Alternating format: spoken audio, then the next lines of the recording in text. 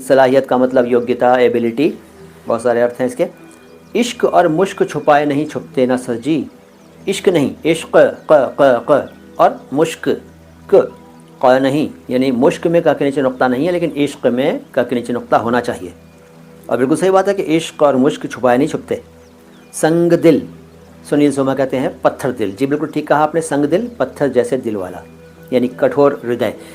मगरूर का मतलब होता है घमंडी, ठीक है। जिसको घमंड हो, जिसको गुरूर हो, उसको कहते हैं मगरूर, घमंडी। सर हेटर्स बहुत जल्द इस चैनल के लवर्स बन जाएंगे।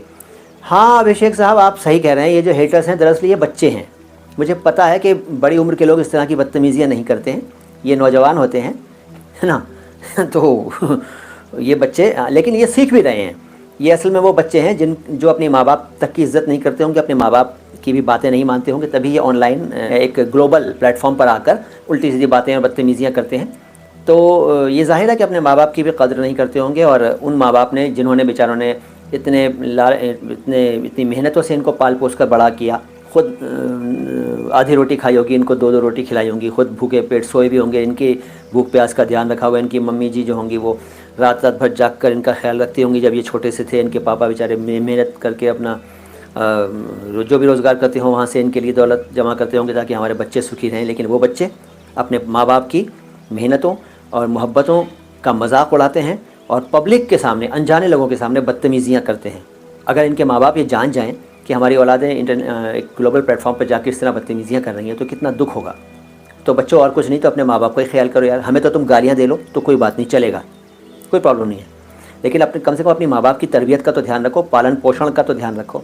जो संस्कार तुम्हारे माँ बाप ने तुम्हें दिए, क्यों उन्हें मिट्टी में मिलाते हो। देखो समाज में माँ बाप को बुरा कहा जाएगा। देखो जब तुम समाज में आओगे बच्चों, ये मैं उनसे कह रहा हूँ जो यहाँ उल्टी सीधी बातें कर रहे हैं, या पहले एक दो आते थे अब ज़्यादा हैं, उसी गैंग के बच्चे हैं। तो तुम्हें लोग तुम्हारे माँ बाप को कहेंगे कि, लोग बोलेंगे छूटते ही कि क्या तुम्हारे माँ बाप ने तमीज़ नहीं सिखाई।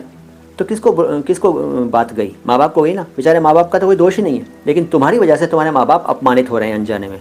तो कम से कम अपना नहीं तो अपनी माँ बाप की इज़्ज़त का ख्याल रखो। और ये लैंग्वेज का चैनल है तो ये लैंग्वेज की बातें करो। उल्टे सीधे गालियों वाले आईडी से आ रहे हो, गालियाँ बक रहे हो, लिख रहे हो, मिटा रहे हो, अजीब सवाल कर रहे हो, बेशर्मी का प्रदर्शन कर रहे हो।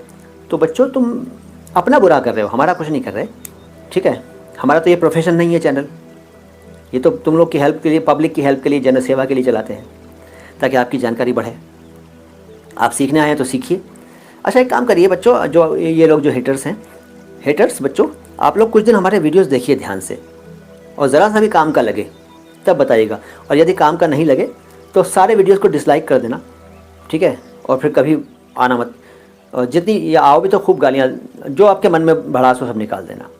लेकिन अपने आप को इस तरह समाज के सामने कलंकित मत करो यार। कम से कम माता पिता का ख्याल रखो, बस इतना काफ़ी है। असल में ये भटके हुए लोग हैं, इनको सही गाइडेंस नहीं मिला है ना, माँ बाप की तो मानते नहीं हैं, बाहर समाज में इनको मिसगाइड करने वाले ज़्यादा मिले हैं, भटकाने वाले, बहकाने वाले, रास्ता दिखाने वाले नहीं मिले हैं। तो ये भटके हुए हैं, बड़े होकर ये ठीक हो जाएंगे। तबस्सुम का मतलब है प्रिया, मुस्कुराहट, स्माइल। सर इल्तिजा का मतलब बताओ। आनीश साहब, इल्तिजा का मतलब है गुजारिश, रिक्वेस्ट, विनती, ठीक है, प्रार्थना भी कह सकते हैं।